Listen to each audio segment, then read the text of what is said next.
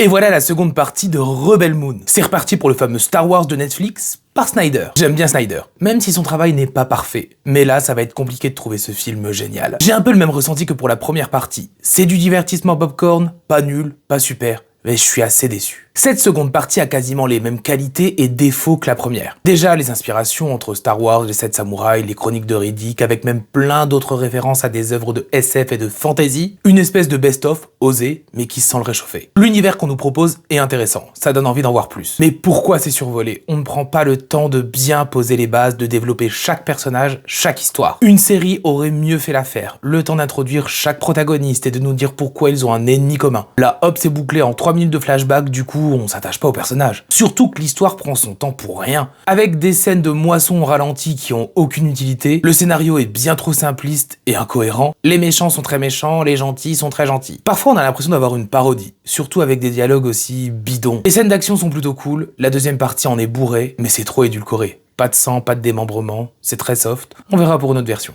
Il faut dire que niveau direction artistique, là c'est réussi. Le design des vaisseaux, des costumes, des machines, des différents maquillages, des planètes, etc. C'est parfois un peu kitsch, mais ça fonctionne très bien. Pour les effets spéciaux, on passe de très bonnes scènes à des scènes un peu datées. Et il faut arrêter avec ces ralentis, c'est trop, c'est trop. Les acteurs se sont un peu perdus, ils en font soit pas assez, soit trop. On sent clairement qu'ils sont pas dedans.